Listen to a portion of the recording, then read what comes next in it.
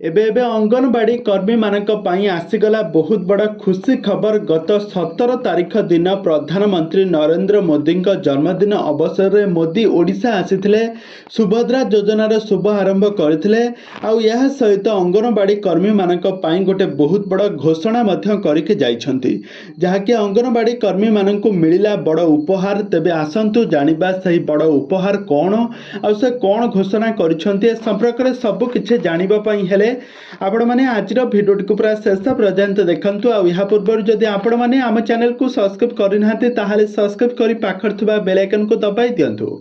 एबे एबे अंगनवाड़ी कर्मी मानक पई आसीगला गोटे बहुत बड़ घोषणा करिसेंती प्रधानमंत्री नरेंद्र मोदी। तो ए नहीं से गत दिन मानक 17 तारीख दिन भुवनेश्वर आसीथिले। भुवनेश्वर आसी सुभद्रा योजना टंकार शुभारंभ करथिले। प्राय 25 लाख लोकन को टंका यार सुविधा मिल सारी। आउरी प्राय 50 लाख लोकन को सुविधा मिलिबो। आउ यह सहित अंगनवाड़ी कर्मी मानकर दरमा वृद्धि करिसेंती। अंगनवाड़ी कर्मी मानकर मेन जो तांकर कर्मी रहिले सेमानंको प्राय 3000 टंका पुणी थरे वृद्धि करिसेंती, जहाँकि वर्तमान समय तांको 15000 टंकार दरमा मिलिबो।